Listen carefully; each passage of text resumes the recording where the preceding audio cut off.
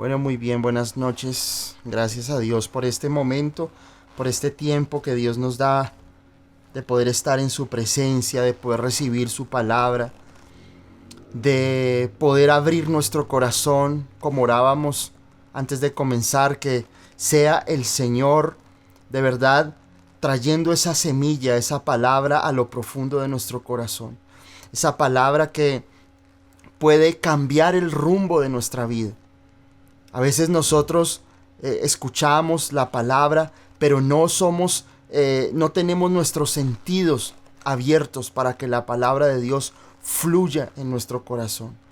A veces tenemos excusas, a veces tenemos argumentos que nos impiden que esa palabra de Dios venga a nuestro corazón. Muchas veces no dejamos que Dios trate con nuestro carácter, con nuestra alma, con nuestro ser. Luchamos con nuestra carne, pero nos oponemos a que Dios obre en nosotros. Dios de una u otra manera siempre tiene ese objetivo, esa tarea en la cual Él está tratando siempre y todos los días y en todo momento de que esa palabra que Dios pone en tu vida, que Dios pone en tu corazón, dé fruto. Que esa palabra que Él siembra en tu corazón sea una buena tierra. No sea una tierra endurecida, una tierra religiosa, una tierra que está alienada, está adaptada al mundo, porque el mundo de una u otra manera se va a oponer a que la palabra de Dios llegue a tu corazón. Cuando nosotros nos alimentamos más del mundo que de la palabra de Dios, siempre todo ese mundo, toda esa doctrina del mundo va a tratar de cambiar tu mente, tu corazón, tus pensamientos. Por eso siempre es importante que nosotros valoremos estos momentos donde la palabra de Dios es enseñada, donde el Señor Jesucristo es levantado y donde tú puedes fortalecerte, donde tú puedes animarte, donde tú puedes refrescar tu alma y levantarte y fortalecerte una y otra vez en tu vida. No hay nada más triste que ver a alguien que dice ser cristiano, pero su corazón está seco como piedra, porque no llega la palabra, porque no llega esa palabra, esa fuente, esa cascada de vida que viene del Señor Jesucristo. Apenas vivimos con lo necesario para enfrentar el mundo. Apenas escuchas una predicación, escuchas un sermón, y con eso crees que puedes enfrentar el mundo. Crees que con eso tú vas a poder enfrentar las batallas espirituales.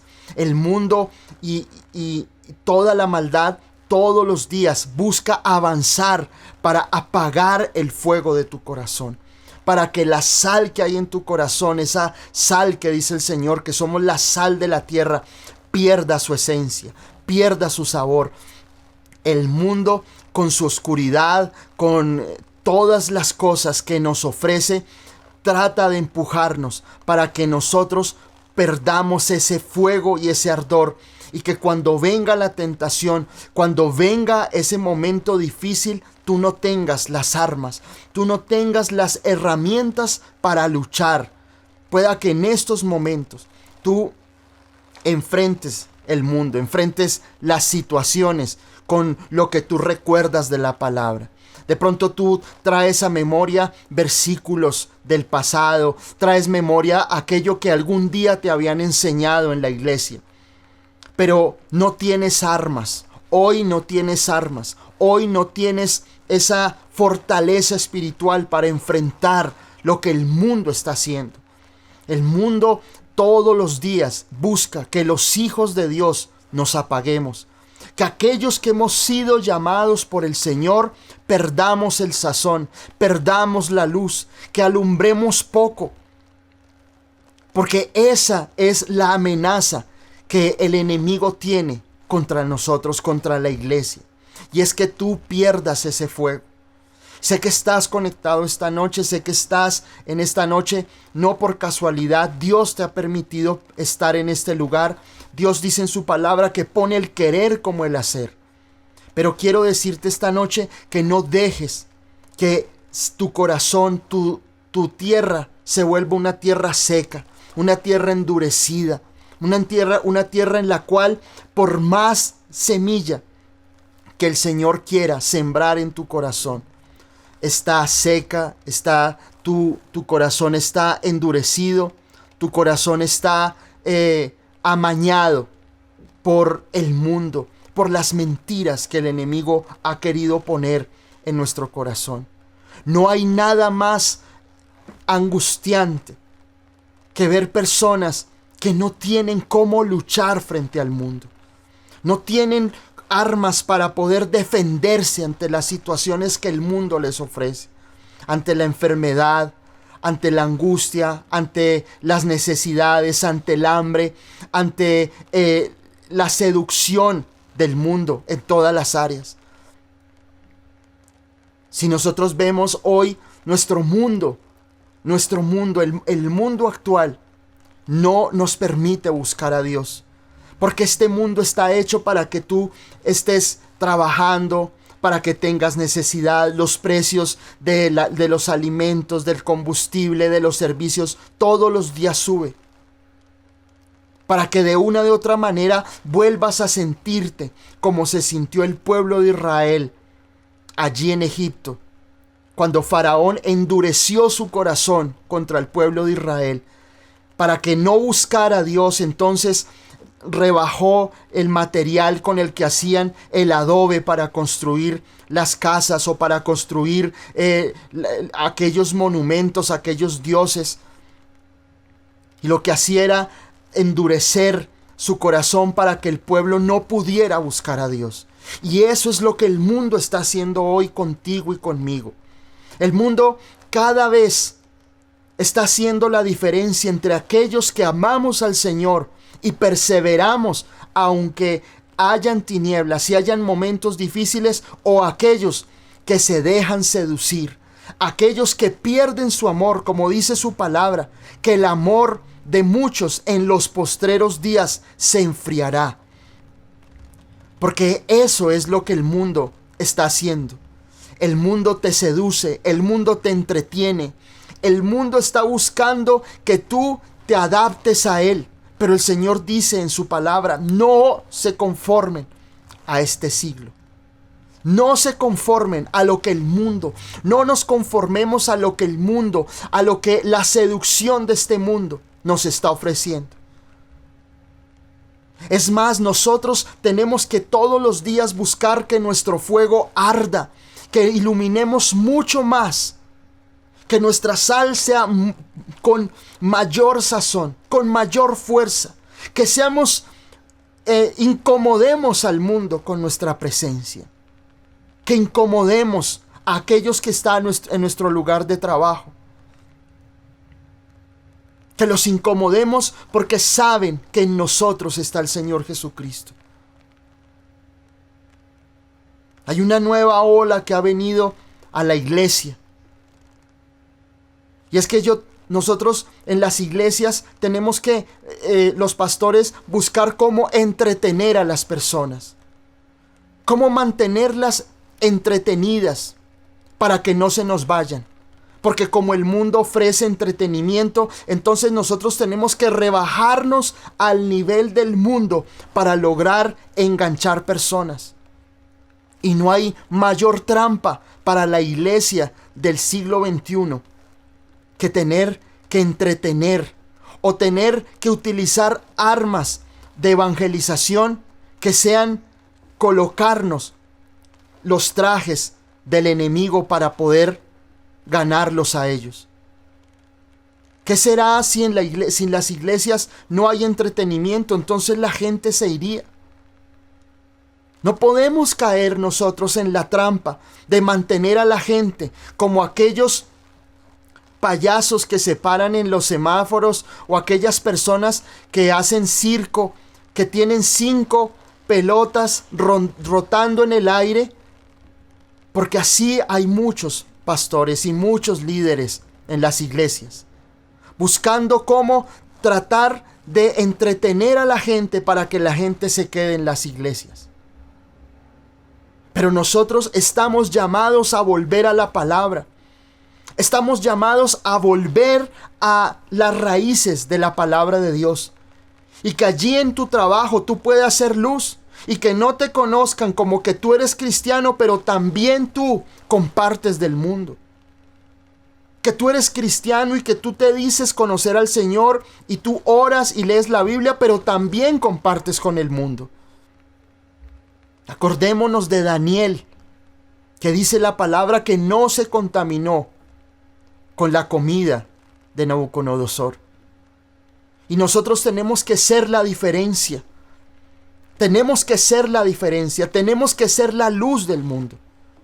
Y quería comenzar con esta introducción porque siento ese anhelo y ese sentir de parte del Señor de volver a ser una iglesia de verdad que ame al Señor, pero que muestre a Cristo en todo tiempo. Que podamos nosotros ir al fundamento de la palabra y levantar al Señor Jesucristo en medio de nuestra vida. Pase lo que pase, sea la lucha que estemos pasando, sea la prueba que estemos pasando en nuestra vida. Pero nuestro llamado número uno es mostrar a Cristo. Tu llamado y el mío es mostrar a Cristo. No es tratar de entretener a la gente. No es tratar de buscar de qué manera yo gano a las personas. Porque hay una sola y es por su palabra. Es a través de su palabra. Es a través de la obra del Espíritu Santo. Hace poco veía en las redes sociales una iglesia y veía a una mujer predicando y se colgaba digamos que como en el circo, y empezaba a predicar y la subían como en la parte alta digamos del atril, del escenario que había, y desde allá predicaba colgada. Y yo decía, ¿hasta dónde hemos llegado nosotros? Para tener que entretener, para tener que ser la diferencia. Pero nosotros debemos ir al principio, a lo que realmente hizo que la iglesia primitiva, la iglesia que el Señor Jesucristo dejó, cuando Pedro, cuando Juan predicaron a Cristo. Pablo decía que predicaba a Cristo y a este crucificado. No es el entretenimiento. No pierdas tu sazón. No dejes que el mundo te haga rebajar en tu sustancia. Porque eso es lo que ha pasado en este tiempo. Muchos cristianos dicen, yo creo en el Señor, pero me voy a dar permisos en mi vida. Porque si me doy esos permisos, no hay que ser tan legalista. No hay que ser tan fanático. Pero el Evangelio es uno. Y tú y yo estamos llamados a hacer la diferencia, donde quiera que estemos. El Señor Jesús fue la piedra en el zapato de los fariseos, de los saduceos. Fue la piedra en el zapato de muchos. Pablo, el apóstol, incomodó a muchos. Y hemos perdido eso. Entonces, para no incomodar a muchos, preferimos entonces hacernos como ellos. Preferimos entonces, para que no nos tilden de fanáticos, entonces yo te voy a agradar. Pero Jeremías, ¿qué dice? Conviertas en ellos a ti, pero tú no te conviertas a ellos. ¿Y por qué ha pasado todo esto? Porque sencillamente nosotros hemos perdido de vista la visión que Dios nos dio a cada uno de nosotros. Jesús no solamente murió por ti para que tú tengas una autocomplacencia, sino para que tú puedas ser el instrumento para que otros puedan ser ganados. Y miren, en segunda de Corintios 1:20 dice la palabra que todas las promesas de Dios son en Él sí y en Él amén. Todas las promesas. Todas las promesas que Dios nos ha dado a través de su palabra, desde Génesis hasta Apocalipsis, tenemos acceso a ellas a través del Señor Jesucristo. Nosotros tenemos que ser de hijos de Dios que podamos vivir por la promesa, que podamos aferrarnos a la promesa, cueste lo que cueste, pase lo que pase. Si Dios habló a tu vida, tú debes aferrarte a esa palabra. Y todas aquellas palabras del Antiguo Testamento que tal vez muchos dicen, no, pero es que el antiguo pacto ya pasó. No es así. En 2 Corintios 1:20 lo dice. Todas las promesas, todas son en Cristo, sí, y en Él, amén. En Él tenemos la certeza de que todas esas palabras que Dios nos ha dado a través del tiempo, se harán realidad en nuestro corazón. Por eso cuando tú vayas a la palabra y Dios te hable en Isaías, en Jeremías, o Dios te dé una palabra en Primera de Samuel, en el libro de Salmos, no permitas que venga ese argumento de muchos que dicen, no, es que eso es del antiguo pacto, eso ya no opera en nosotros en Cristo, porque no es así. Ahí en 2 Corintios 1:20 lo dice, en Cristo todas esas promesas se hacen realidad para nuestra vida. La palabra de Dios está viva para nosotros. La palabra de Dios está permanente, es vigente para nosotros. No es un libro de historia. Es la palabra de Dios escrita para ti. El testamento, la carta, la chequera de Dios en blanco para que tú hagas vivas las promesas de Dios para ti. Es importante que nosotros tomemos esas palabras y tú puedas vivir por ellas. Que tú puedas reclamar esa promesa y vivir por ella. Pero no solamente para tu beneficio. Porque muchos acomodamos la palabra y acomodamos la promesa a lo que a mí se me ocurre. Por eso es importante que nosotros podamos conocer lo que Dios tiene para nosotros. Que nosotros podamos tener una relación íntima y profunda, porque eso es lo que Dios anhela para nuestro corazón. Y miren, en 2 de Pedro, en el capítulo 1, en el verso 3 y 4, dice así: como todas las cosas que pertenecen a la vida y a la piedad, nos han sido dadas por su divino poder, mediante el conocimiento de aquel que nos llamó por su gloria y excelencia, por medio de las cuales nos ha dado preciosas y grandísimas promesas, para que por ellas llegaseis a ser participantes de la naturaleza divina, habiendo huido de la corrupción que hay en el mundo a causa de la concupiscencia. Esta es una palabra muy poderosa y nos habla de aquello que veníamos hablando ahorita. El mundo a nosotros busca apagarnos. El mundo trata de seducirnos para que nosotros perdamos esa luz, para que nosotros perdamos esa sazón, ese sabor de lo que es un hijo de Dios lleno y fortalecido por el Espíritu Santo. Un hijo de Dios que tiene los ojos puestos en el Señor Jesucristo. Y las promesas que Dios nos ha dado, dice aquí en Pedro, por medio de las cuales nos ha dado preciosas y grandísimas promesas, para que por ellas llegaseis a ser participantes de la naturaleza divina, habiendo huido de la corrupción que hay en el mundo. Son las promesas de Dios lo que nos hace a nosotros vivos, lo que nos hace a nosotros poderosos en Dios.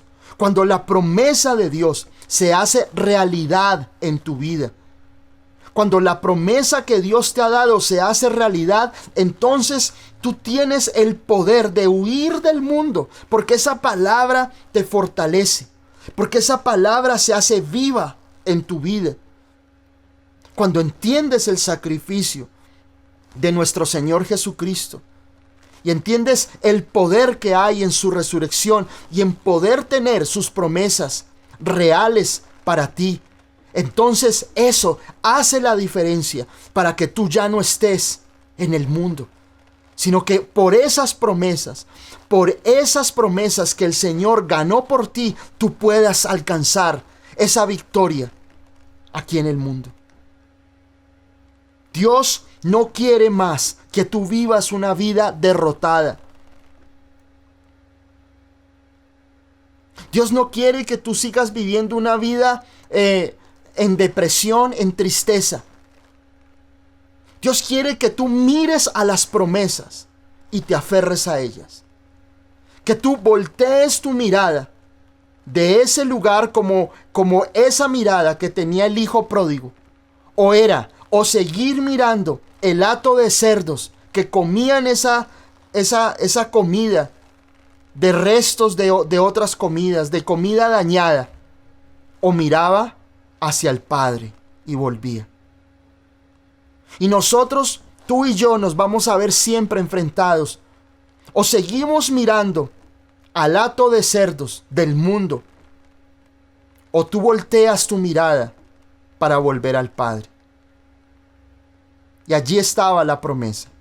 Allí estaba la promesa de reconciliación. Allí estaba la promesa de amor del Padre hacia su Hijo. Tal vez aquel hijo pródigo, sucio, maloliente, golpeado por el mundo, delgado, golpeado, humillado.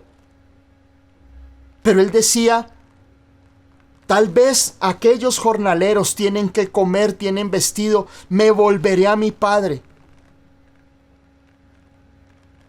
Pero es increíble cuando ese joven quita la mirada de ese hato de cerdos, porque así el enemigo te ha tenido a ti por años. Lo único que tú ves y has visto en tu vida es ese hato de cerdos. Es ese lugar espiritual maloliente, ese lugar espiritual seco, ese lugar espiritual de ruina, de angustia, de depresión. Y ahí te quedas. ¿Cuánto tiempo se quedó ese joven allí? Que llegó a anhelar esa comida. ¿Cuánto tiempo tú llevas allí arrastrándote en el lodo junto a los cerdos? ¿Cuánto tiempo tú llevas allí deseando lo que los demonios te ofrecen? Es tiempo de que quites la mirada de ese hato de inmundicia y vuelvas tus ojos al Señor, que te recibe con amor y con misericordia. No pierdas más el tiempo. Es el tiempo del Señor para tu vida.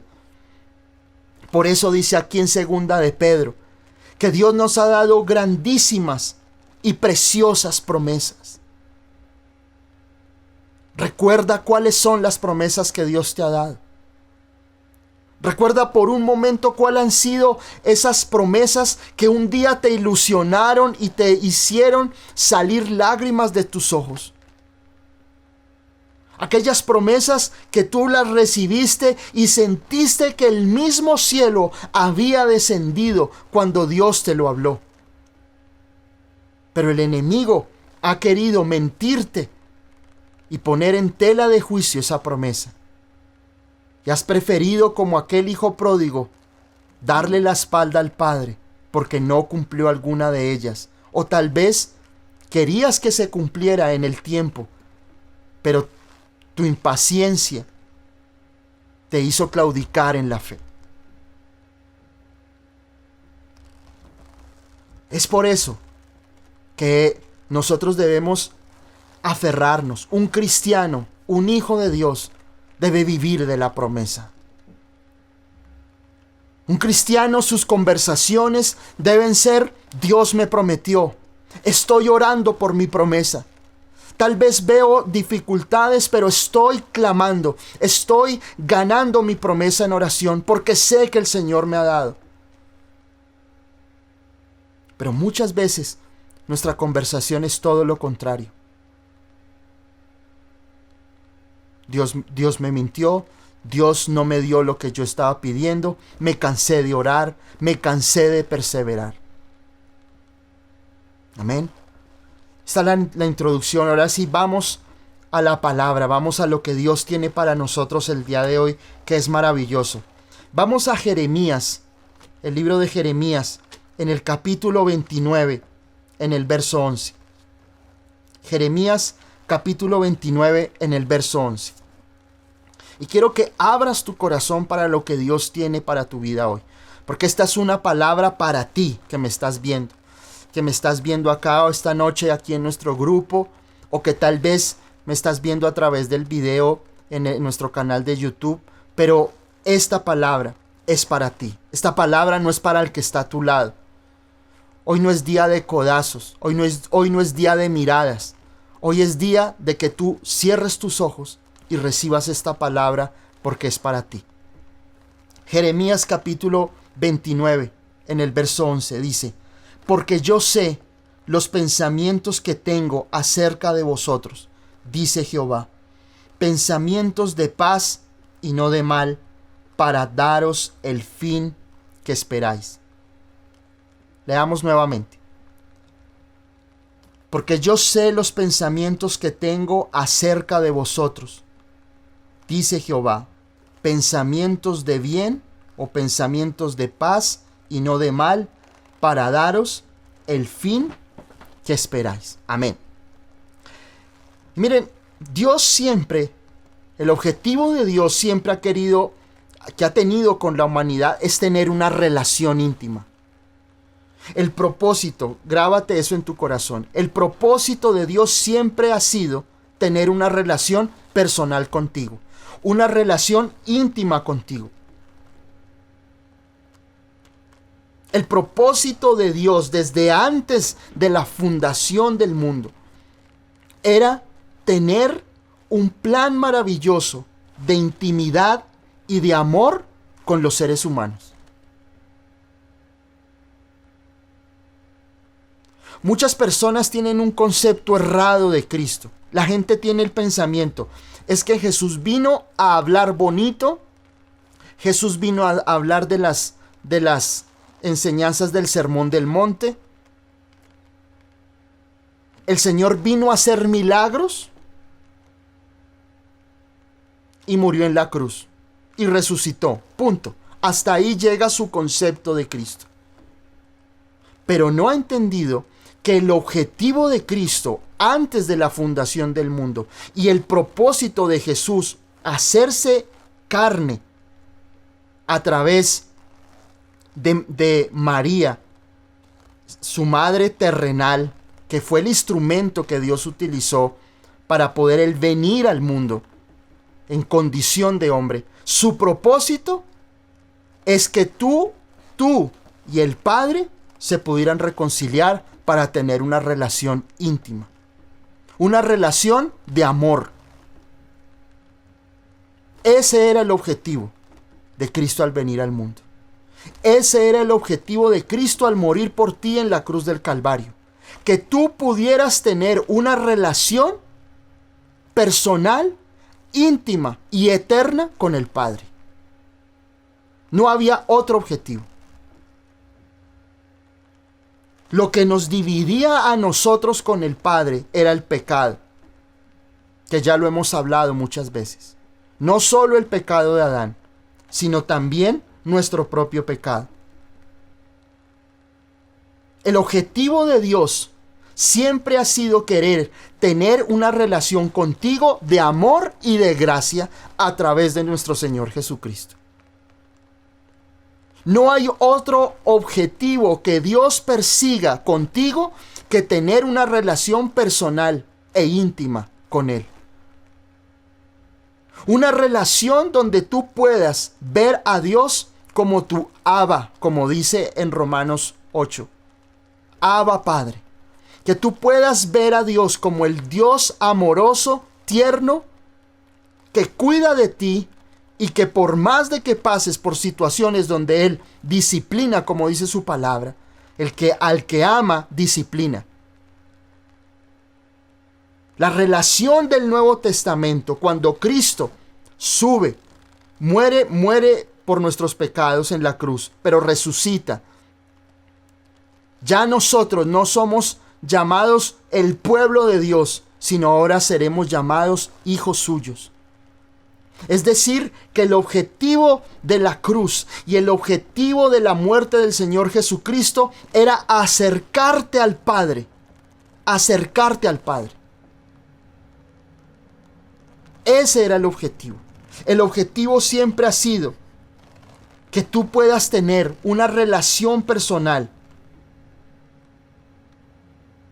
Hay gente que dice, pero Jesús se caía cuando estaba llevando esa cruz y Jesús fue azotado, fue golpeado.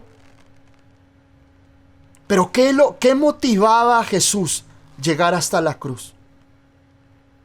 ¿Qué lo hacía perseverar? Porque su objetivo era la cruz. Lo que lo hacía levantarse, lo que lo hacía recibir esos 39 azotes, eras tú y era yo. Lo que impulsaba a Jesús cuando cayó con esa cruz pesada que podía pesar más de 3 veces su peso, eras tú y era yo. Lo que impulsaba que Jesús se levantara, que recibiera azotes, que recibiera sus humillaciones, escupitajos, golpes, bofetadas, vituperios, traiciones, fuiste tú y fui yo. Fuimos nosotros. Si Jesús no nos amara verdaderamente, ni siquiera Jesús hubiera tenido que perder su posición de Dios y hacerse hombre. Pero no había otro camino. Y con esto te estoy diciendo porque muchos de nosotros dudamos del amor de Dios. Y entendemos el amor de Dios como la forma en que Dios suple mis necesidades. Y hemos tenido una teología tan pobre de Dios que pensamos que el amor de Dios es que Dios cumpla mi lista de sueños, mi lista de oración o mi cuaderno donde yo coloco todos mis objetivos. Si Dios cumple el 95% de mis sueños, Dios me ama. Pero si Dios en el año de esas peticiones, de esos sueños, de esos recortes y cuanta más cosa nos hemos inventado, entonces, cuando no sucede eso, Dios no me ama. Entonces hemos encasillado a Dios con una teología débil, con una teología falsa, porque hemos pensado que el amor de Dios es que nuestro cuaderno de peticiones esté lleno de caritas felices. Y no hay cosa más equivocada. No hay cosa más equivocada en la que nosotros hemos caído en el cristianismo actual, y es colocar el amor de Dios en una balanza de peticiones. El amor de Dios pesa más que el oro, porque el amor de Dios se hizo realidad en Jesucristo con el único objetivo de que tú y el Padre se reconciliaran. De que tú y el Padre pudieran tener una relación íntima y maravillosa y eterna, porque la relación de Dios contigo no se limita a la tierra. La relación de Dios contigo es eterna. Pueda que Dios aquí te dé lo que tú necesitas, pero el propósito y el amor de Dios va más allá de lo que tú tienes aquí o de lo que tú vas a tener. El amor de Dios trasciende el tiempo y el espacio. Y eso es algo que nosotros debemos comprender profundamente en nuestro corazón. El amor de Dios por ti no tiene un inicio, no tiene un final y no tiene un presente. Es eterno por ti, en Cristo Jesús. Dios te amó siempre. Y la única forma para demostrarte ese amor en nuestra concepción limitada humana fue a través de un sacrificio. Dios dice en su palabra en Romanos, en el capítulo 1, dice que nosotros podemos conocer a Dios de acuerdo a la creación y a sus maravillas. Pero el amor de Dios lo comprendes a través de Cristo. Tú comprendes la cercanía de Dios no por cuántas cosas Dios te dé, sino por la que Él te dio y fue definitiva, que es Jesucristo.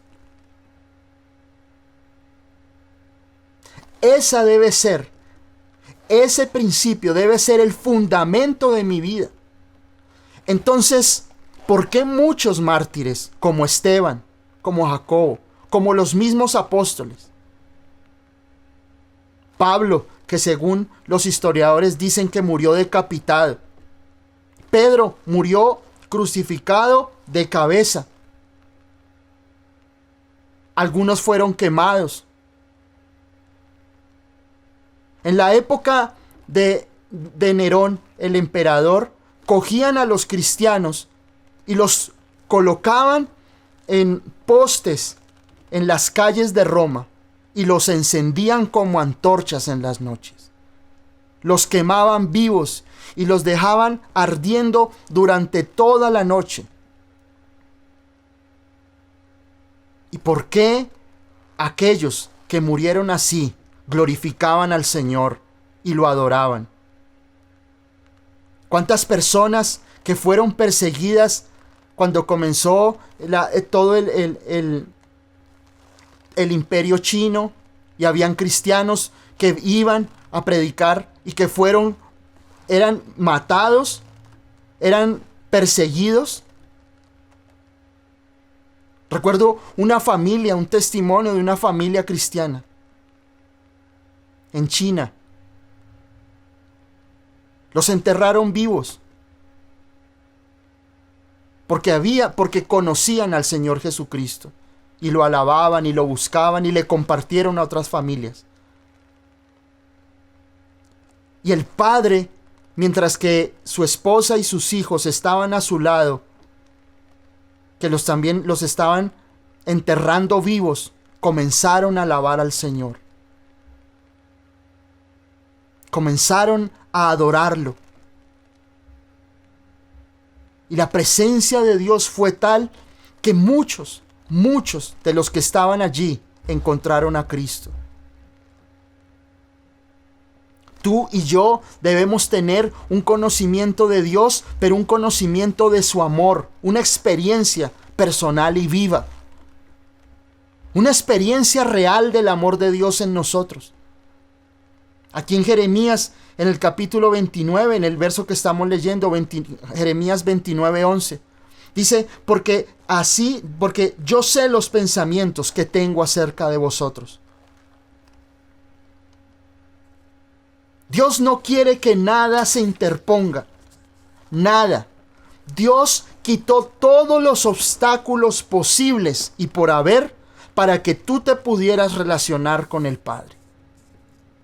Para que tú pudieras tener una relación perfecta y amorosa con Dios. Y si tú te das cuenta, allí en el verso 9, en el capítulo 29 dice, porque falsamente os profetizan ellos en mi nombre, no los envié yo, ha dicho Jehová. Y aquí el profeta Jeremías lo que estaba diciendo era que muchos venían a profetizarles que no iba a haber paz, que todo iba a estar malo, que iba a haber condenación y que iba a haber un sinnúmero de situaciones catastróficas sobre el pueblo de Israel. Y el enemigo siempre va a traer palabras, circunstancias y engaños para que tú pienses mal de Dios. Escúchamelo bien. El enemigo, durante toda tu vida en Cristo, su único objetivo, y el enemigo lo que va a perseguir en tu vida, es que a través de las pruebas, a través de las dificultades, a través de las situaciones difíciles, tu concepto de Dios cambie.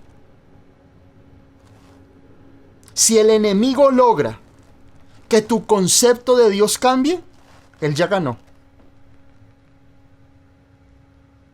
Si el enemigo cumple el objetivo de que tú veas a Dios diferente a como la palabra de Dios te lo enseña, ya ganó él. Por eso, tu objetivo y el mío es que mi concepto de Dios vaya en aumento. Que yo profundice en el Señor Jesucristo siempre. Que yo pueda conocer su amor y que ese amor me lleve a mí a tener unas raíces tan profundas que así venga la tormenta que venga, nada nos va a mover, como aquel hombre que construyó su casa sobre la roca. No sobre las emociones, no sobre lo que nos venden actualmente, sino que tu fundamento está en el Señor Jesucristo. Y que tú puedas conocerlo profundamente a Él. Y afianzar tu fe para no dejarte desarraigar cuando venga la prueba. El enemigo siempre va a hacerte pensar mal de Dios. El enemigo siempre va a querer traer la mentira o poner en duda lo que Dios ha prometido a tu vida. El enemigo va a tratar de poner en duda las promesas. El enemigo va a tratar de que cuando venga el día malo a tu vida, tú pienses mal o pienses equivocadamente de Dios. No había otro camino cuando vinieron las serpientes y mataron a miles en el desierto. Dios le dice a Moisés: hazte una serpiente de bronce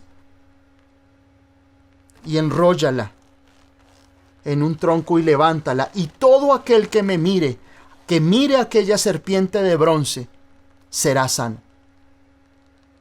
Tú nunca podrás quitar tus ojos de Dios cuando venga la prueba, porque cuando tú quitas tu mirada de Cristo en el desierto, cuando las serpientes del infierno traten de morderte para quitarte de en medio, entonces cuando tú miras a Cristo, tú eres sano.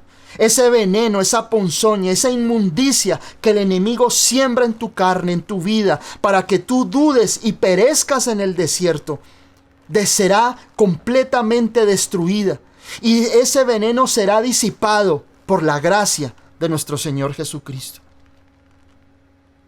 No hay otro antídoto para el veneno del infierno y sus mentiras que la cruz de Cristo, que el sacrificio de nuestro Señor Jesucristo. No hay otro camino para ti que poner tus ojos en Él.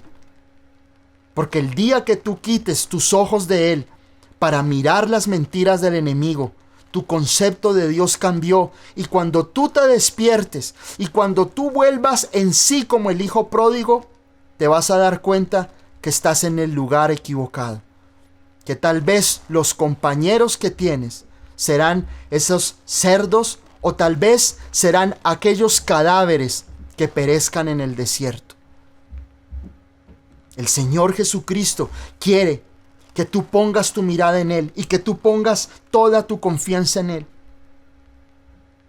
Miremos en Génesis, en el capítulo 3, del 1 al 6. Génesis capítulo 3, del 1 al 6. Pero la serpiente era astuta, más que todos los animales del campo que Jehová Dios había hecho, la cual dijo a la mujer: ¿con que Dios os ha dicho, no comáis de todo árbol del huerto? Y la mujer respondió a la serpiente: del fruto de los árboles del huerto podemos comer. Pero del fruto del árbol que está en medio del huerto, dijo Dios, no comeréis de él ni le tocaréis para que no muráis.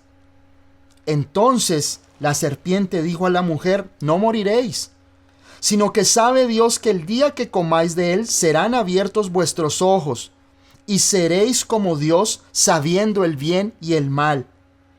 Y vio la mujer que el árbol era bueno para comer, y que era agradable a los ojos, y árbol codiciable para alcanzar la sabiduría, y tomó de su fruto y comió, y dio también a su marido, el cual comió así como ella.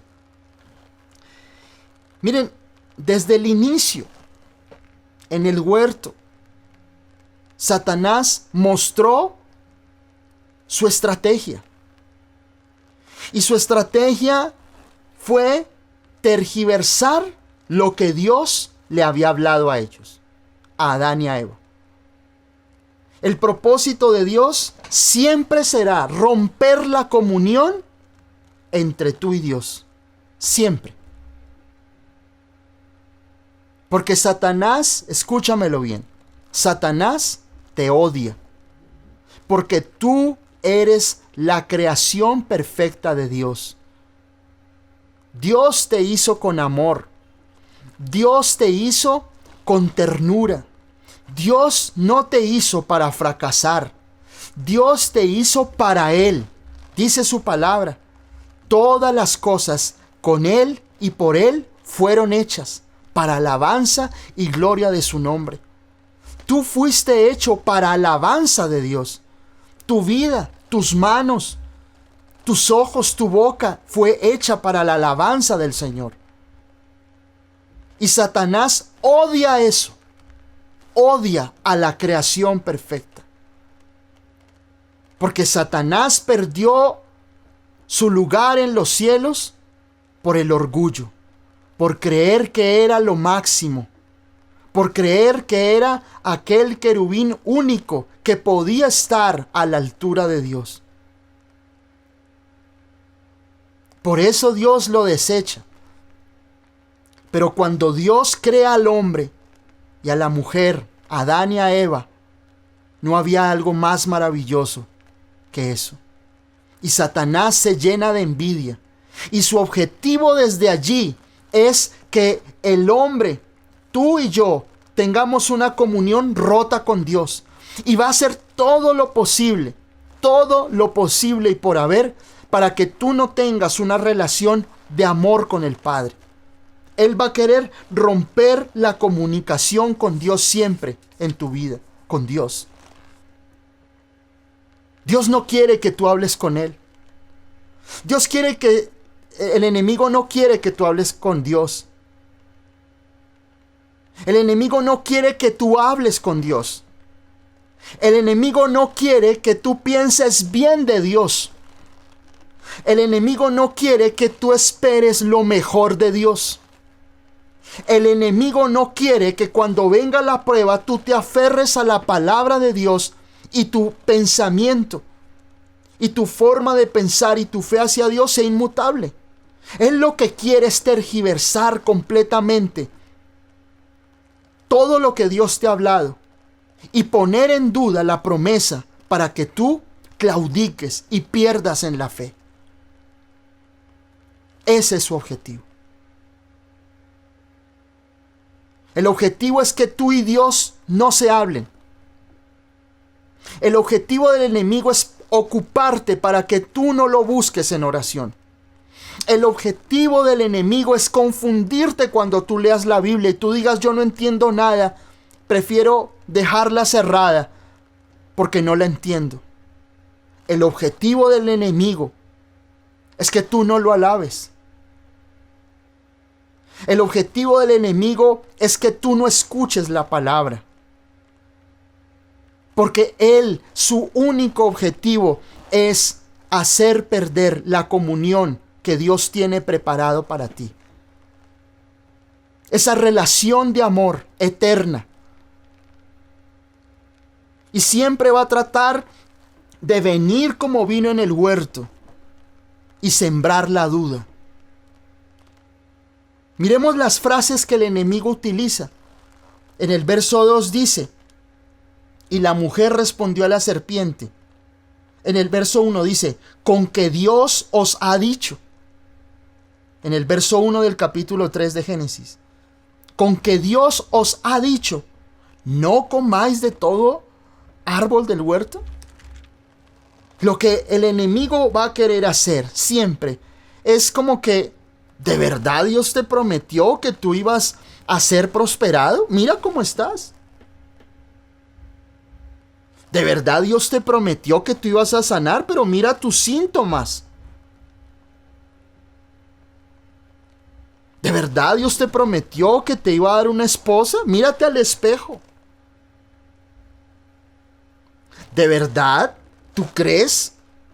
¿Tú crees que Dios puede hacer algo grande contigo? Mírate nomás. No sabes hablar. Tienes una autoestima por el piso. ¿Tú crees que vas a vencer tus temores? Apaga la luz a ver cuán fuerte eres. El enemigo siempre va a poner en duda la palabra y la promesa de Dios en tu vida. El enemigo siempre va a querer poner en duda lo que Dios te prometió. También utiliza la palabra. Miren en el verso 3. En el capítulo 3, en el verso 4. Entonces la serpiente dijo a la mujer, no moriréis. Tranquilos. Si tú te tomas unos tragos, te emborrachas y tú haces de todo, tranquilos. Eso no es nada malo. Si tú te disfrazas en Halloween, no es malo. Tranquilos. No moriréis. Tranquilos. No les va a pasar nada. Si tú fornicas, si tú ves pornografía, tranquilo, eso no es malo, eso es normal para el mundo. El enemigo siempre va a reducirte la santidad de Dios. Siempre. Siempre. El enemigo te va a mostrar que nada de lo que tú haces es grave. Nada. No hay peor error para un cristiano, para nosotros los hijos de Dios, que compararnos con las personas de al lado. Nuestra santidad no viene de que tú te compares de que, pero es que como yo vi al pastor fulano de tal, lo vi disfrazado en Halloween, pues eso no es malo.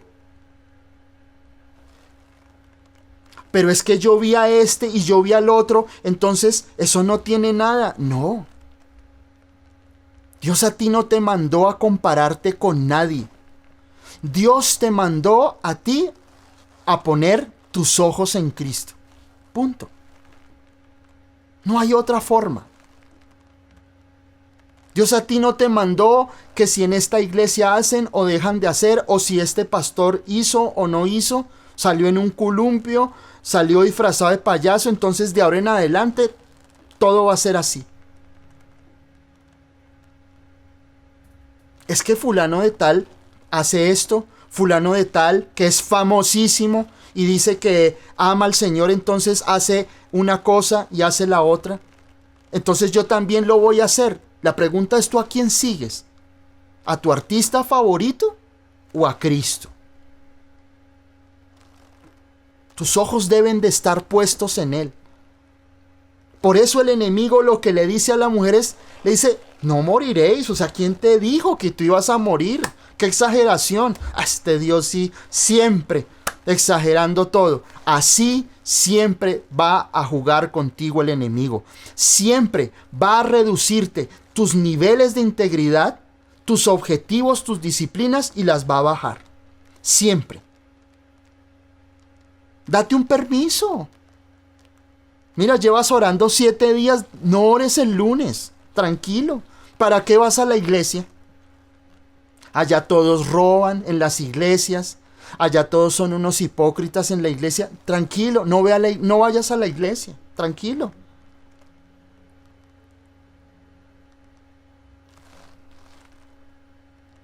Eso es lo que el enemigo te está vendiendo. no solamente pone en duda la promesa, sino que siempre va a bajar la santidad al nivel de Él. Y lo peor de todo es que nosotros caemos en esa trampa. Cuando nosotros quitamos nuestros ojos de Cristo y creemos a la mentira que el enemigo nos pone frente a nosotros. Y luego le dice en el verso 5, el enemigo le dice a la mujer, sino que sabe Dios que el día que comáis de él, serán abiertos vuestros ojos y seréis como Dios, sabiendo el bien y el mal. El enemigo va a quitar la verdad y pondrá su mentira. Vuelvo y te repito, el enemigo lo que va a querer hacer es quitar la verdad y poner en reemplazo un argumento equivocado. Resultado de esto, ¿cuál fue?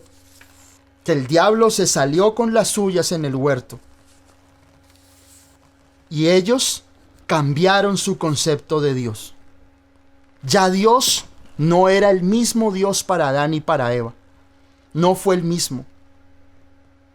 Cuando ellos cayeron en esa desobediencia de comer de aquel fruto, nunca volvieron a ver a Dios igual a como ellos podían ver a Dios antes. Y no hubo más dolor en el corazón de Dios que su mayor creación ya no tuviera ese concepto de maravilloso. No hay dolor que tú le causes más a Dios que cuando tú dejas de pensar en Él de la manera correcta. Cuando tú sucumbes a las trampas del enemigo y prefieres creer y seguir sus trampas a continuar tú con un concepto de Dios arraigado a tu vida. Después dice allí más adelante, cuando Dios buscó a Adán y le dijo, Adán, ¿dónde estás tú? No es porque Dios no lo viera, es que lo vio caer de ese lugar de privilegio, de ser un hombre sabio, inteligente, de tener todo lo que quería en el huerto. Y Dios le dice, ¿dónde estás tú? Es decir, ¿por qué caíste tan bajo? Ahora, ¿Dios sabía que el hombre le iba a fallar? Claro que sí. Dios sabía que eso iba a ocurrir. No lo planeó, pero sabía que el hombre no tenía las herramientas de obediencia, porque esa era la forma que Dios necesitaba que ocurriera todo para que Él pudiera reconciliar, porque el hombre, tú y yo en nuestras fuerzas, jamás vamos a poder alcanzar o tener una vida como la que tenía Adán y Eva en nuestras propias fuerzas.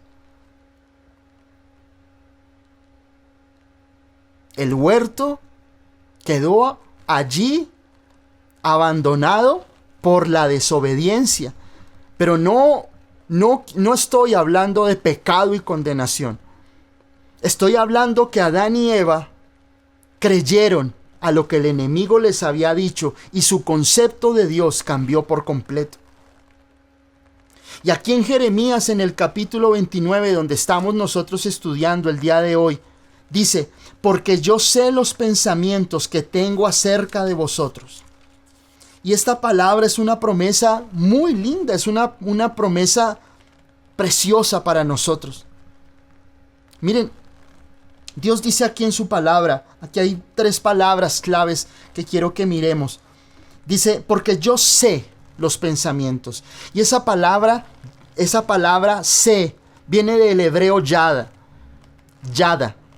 Y esa palabra yada significa un conocimiento profundo de parte de Dios, de quién somos y de lo que hay en nuestro corazón.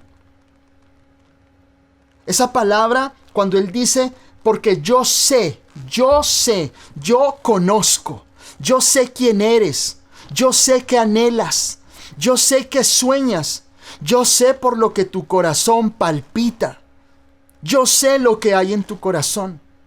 Yo sé tus peticiones, yo sé por lo que oras, yo sé lo que hay allí guardado en tu corazón, como dice la palabra en el Salmo 39. Nuestro suspiro, aún el más pequeño suspiro, no te es oculto. Dios conoce, Dios sabe lo que hay en tu corazón. Pero Dios sabe lo que a ti te conviene. Dios sabe qué es lo mejor para ti. En su amor, sabe que si tú tienes una necesidad, Dios sabe cómo suplirla. Dios sabía que tú y yo estábamos perdidos y en un desenfreno total para irnos al mismísimo infierno, que el Padre sabía que era lo que la humanidad necesitaba y entregó a su Hijo. Dios sabía cuál era la necesidad del hombre para tener la eternidad y la reconciliación con el Padre, y Jesús dijo: yo lo hago. Jesús toma la decisión de reconciliarte con el Padre, porque esa era la ficha más importante que te faltaba. Esa era la pieza principal que tu mecánica le hacía falta para alcanzar la eternidad y la bendición. Y como dice su palabra en Romanos 8, si Dios no escatimó a su propio Hijo, ¿cómo no nos dará con Él todas las cosas? Si la pieza más importante de tu vida, que era tu eternidad, y esa reconciliación que tú necesitabas, y Dios dio a su Hijo Jesucristo para que esa pieza que te faltaba, esa herramienta, digámoslo así, que necesitabas para que tú y yo fuéramos reparados en Cristo, Dios lo entregó por amor, ¿cómo no te va a dar lo que tú esperas? ¿Cómo no te va a dar lo que tú anhelas? Pero miren lo que el Señor dice en Jeremías: porque yo sé los pensamientos que tengo acerca de vosotros. Miren que aquí hay algo bien importante y que me parece fascinante, que es la palabra de Dios. Y es que si nosotros vamos a las profundidades de la palabra, nos vamos a dar cuenta que Dios tiene un propósito de amor sobre nosotros. Lo que Dios te está diciendo es que el amor de Dios no es reactivo. Dios te ama desde siempre. Tú no vas a sorprender a Dios si le fallaste. Dios no va a decir: ¡ay, me falló! Me falló, yo no me lo esperaba. No. Dios, su amor no es reactivo ni circunstancial. Dios nos conoce. Y Dios te conoce con tus luchas, con tus problemas, con tus situaciones difíciles, con tus momentos de debilidad en la fe. Pero eso no significa que Dios tolere nuestro pecado. Dios sabe, pero tenemos redención en Cristo. Pero su amor eterno por nosotros, su amor eterno, nos ha reconciliado, porque dice: yo sé cómo eres tú. Pueda que tú tengas a tu esposo, a tu esposa, a tu mamá, a tu hermano, y la gente diga: no, es que yo lo conozco como la palma de la mano. Si hay alguien que te conoce, es Dios. Si hay alguien que sabe realmente cómo eres tú, es Dios. Él te conoce, por eso dice aquí en su palabra: porque yo sé los pensamientos que tengo acerca de ti. Yo sé lo que pienso acerca de ti. Y significa que Dios en su saber tiene un conocimiento basado en el amor por ti. Y cuando nosotros vemos aquí en Jeremías capítulo 29 en el verso 11, hay una palabra, la palabra pensamientos. Es una palabra en el hebreo original que es mahashevet o mahashabach. Y es una palabra que significa una intención o un plan, determinación o un diseño con propósito. Yo leía esto y decía, wow, Dios tiene un diseño, Dios tiene una intención buena conmigo, Dios tiene un plan conmigo, pero Dios tiene un diseño con propósito. Eso significa que las pruebas hacen parte del diseño. Si tú vas a hacer un edificio alto, primero tienes que taladrar profundo y sacar lo que no sirve de tu vida para que cuando lleguen a los cimientos correctos comiencen a construir. Pero qué triste, cuando muchos cristianos, hijos de Dios, cuando Dios cava, les duele y sucumben. Señor, me dolió que perforaras. Señor, me dolió que taladraras mi alma. Señor, me dolió que me quitaras. Señor, me dolió lo que está pasando conmigo. A muchos se han quedado y llevan años en la vida cristiana simplemente en el buscar dónde Dios puede comenzar a edificar, porque tú no has dejado que Él lo haga.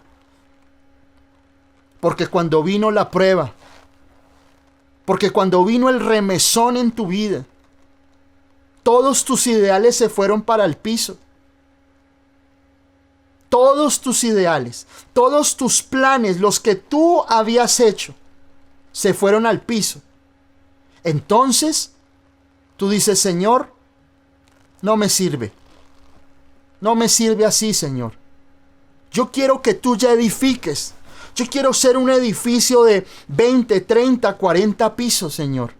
Y Dios dice, hasta ahora, hijo, o hasta ahora, hija, estoy perforando para encontrar el cimiento, para que eso que tú quieres que yo haga en tu vida no se caiga a mitad de camino.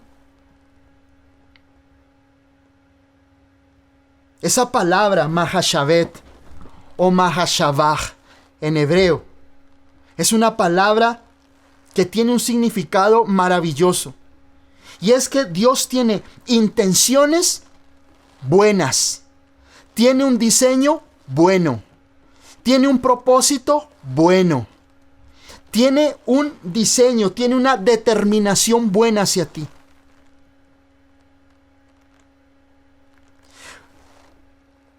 ¿A qué voy con esto?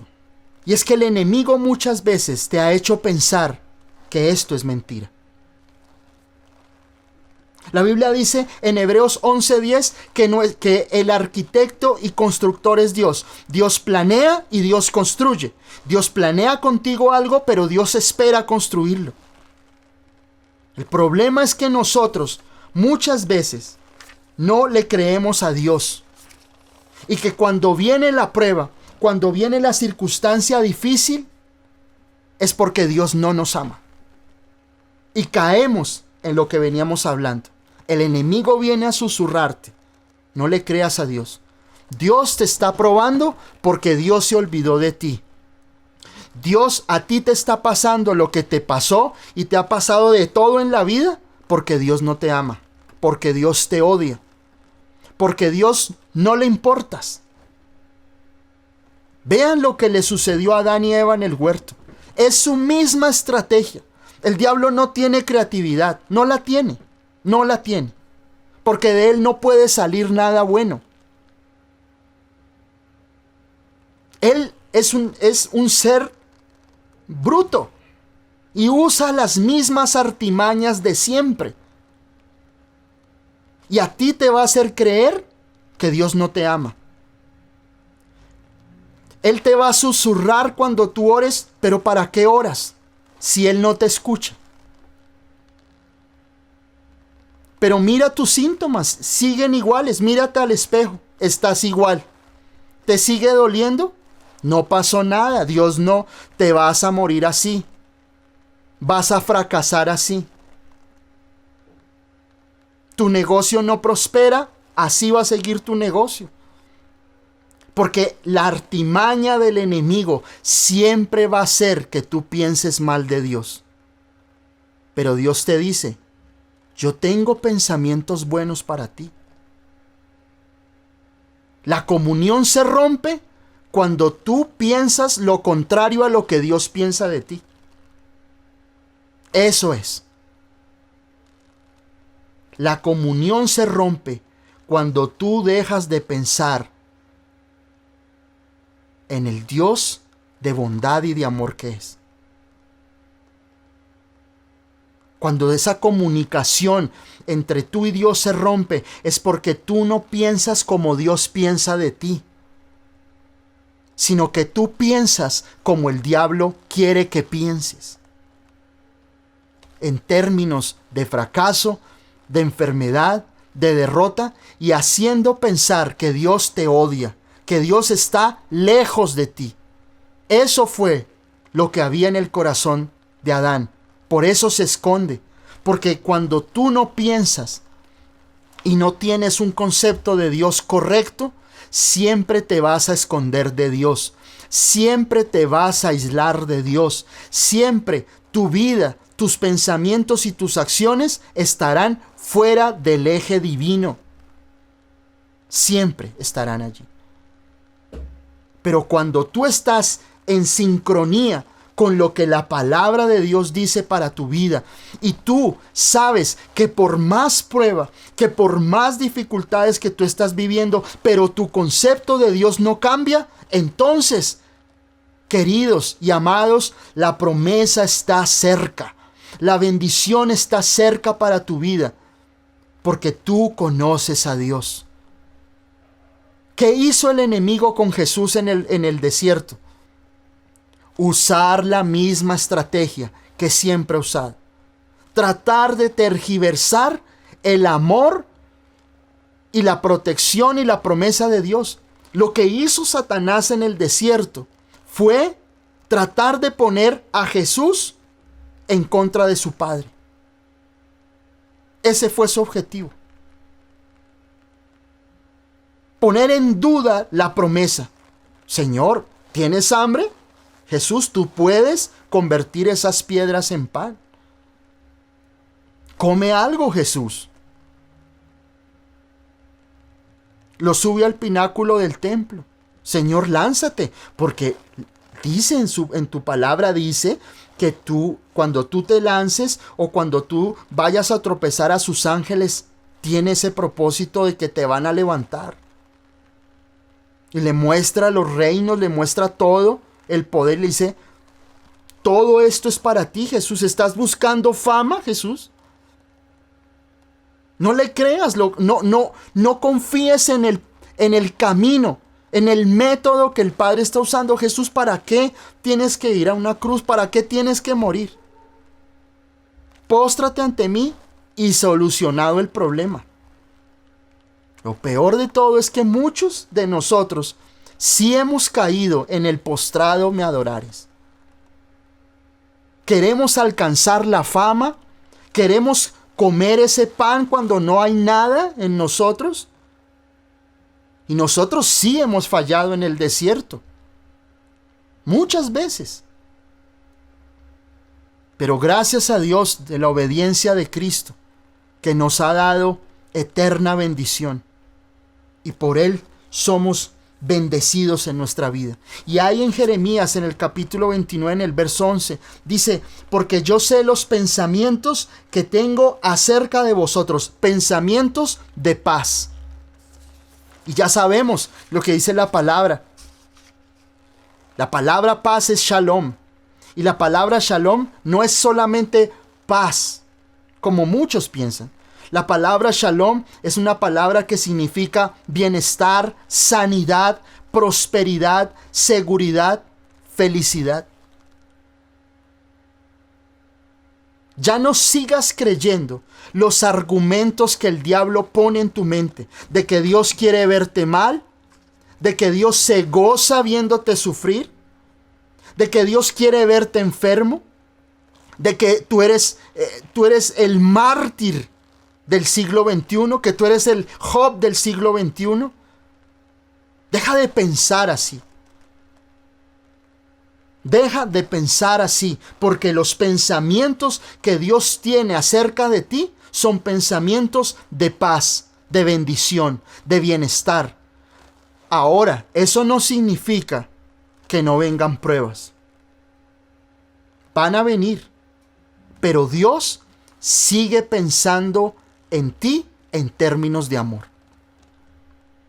Dios sigue pensando en términos de completitud para tu vida, de bienestar para tu vida, de gozo para tu vida, de recompensa para tu vida. No pienses que Dios piensa mal de ti.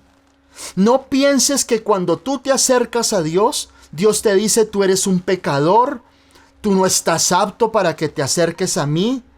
Entonces tengo que durar 1 hora arrodillado y dándome golpes de pecho para que el Señor me perdone. No, Él ya te perdonó en la cruz hace 2000 años.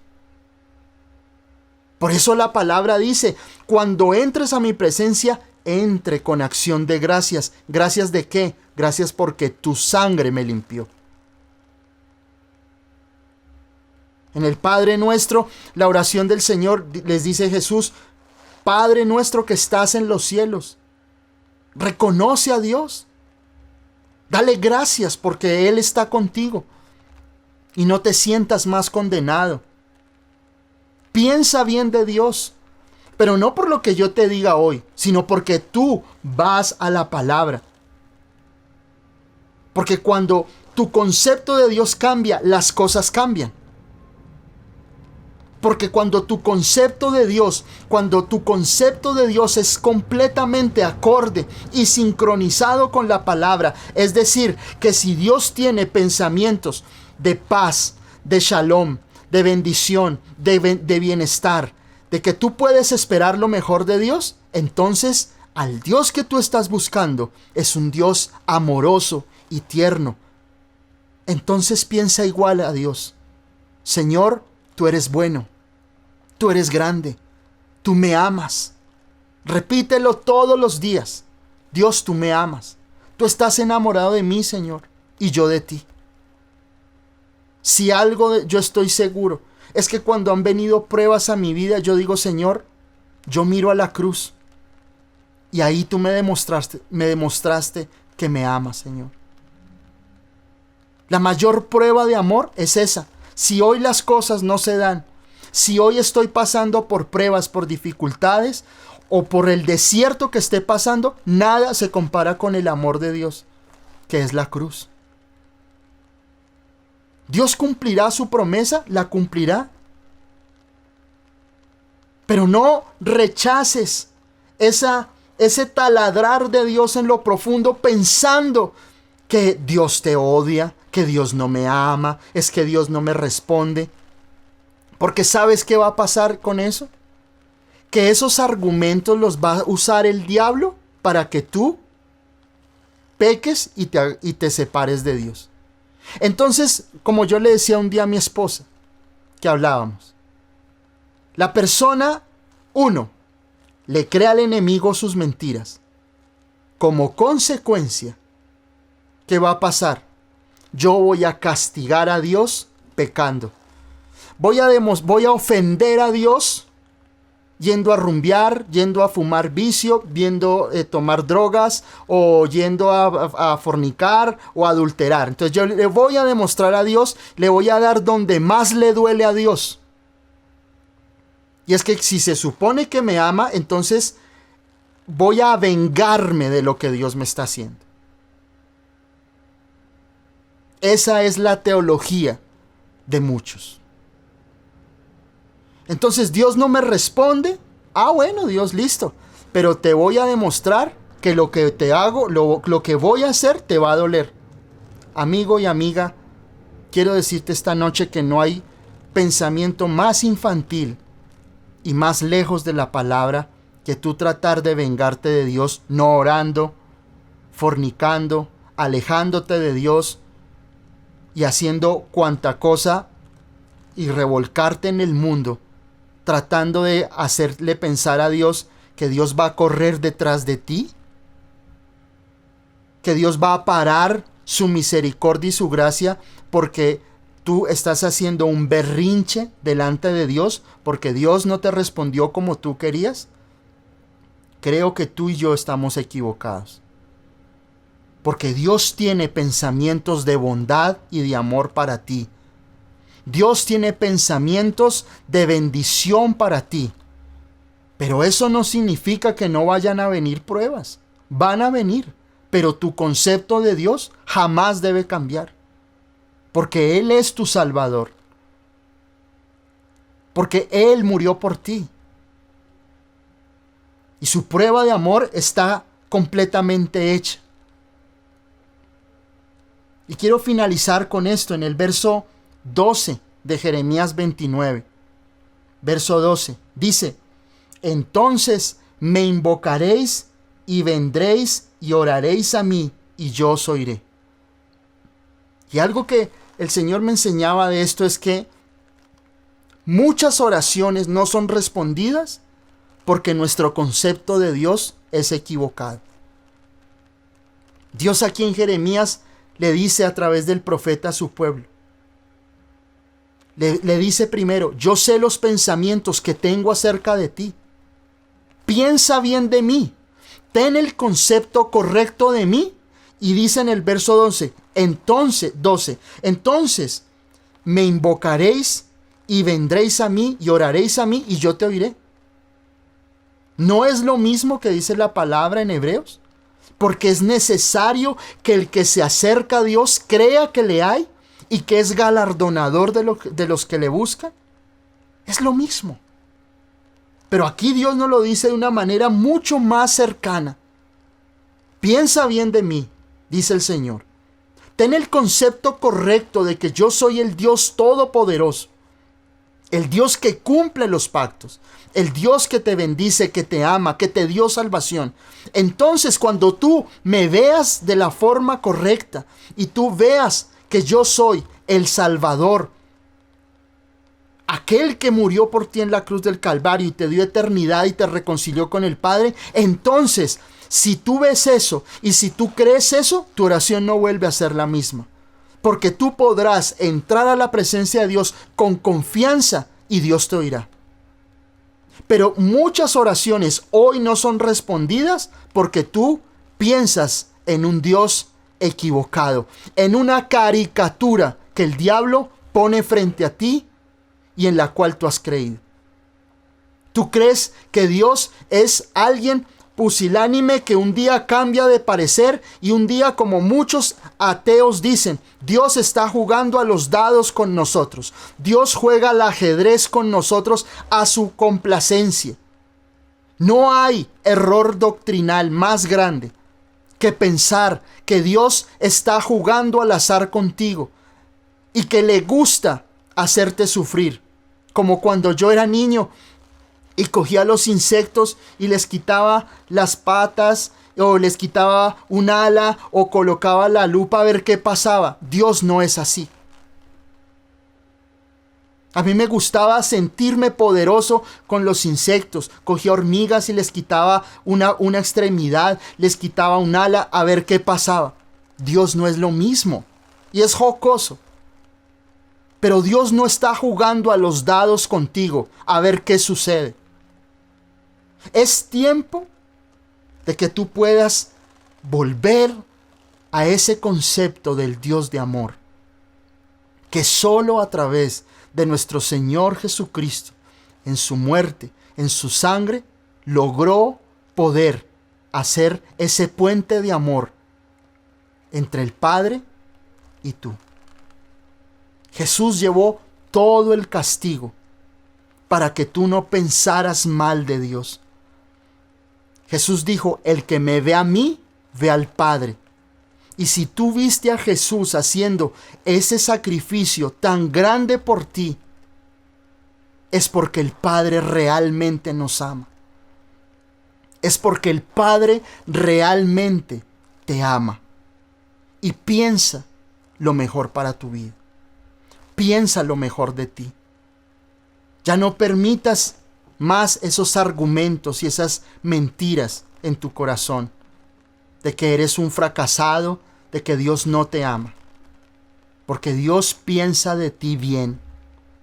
Hoy, en la mente de Dios, tú eres su sueño. Escúchame bien. Tú estás en lo profundo de los sueños de Dios. Porque Dios quiere un día estar contigo eternamente y abrazarte. Este mundo va a pasar.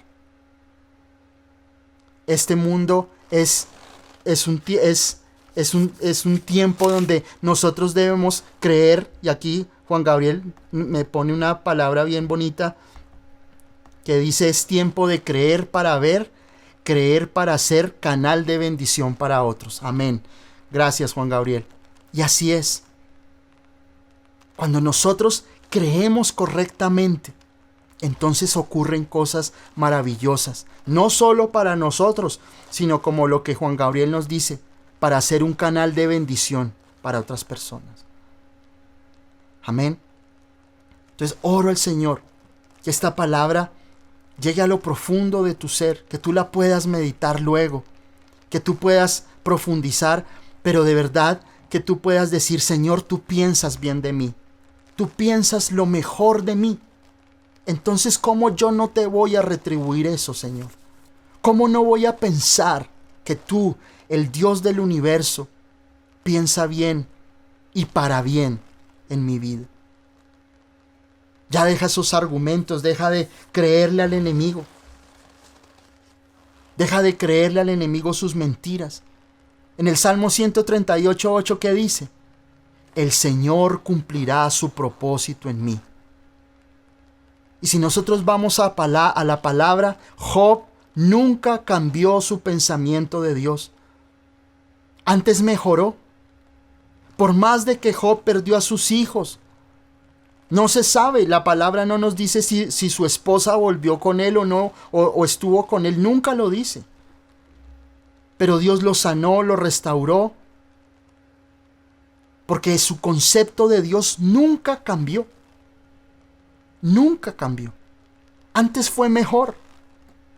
Y la prueba lo que debe producir en ti es que ese concepto de Dios que tú tienes mejore. Porque Dios te quiere revelar algo más de Él. José, nunca el concepto de Dios que tenía José cambió.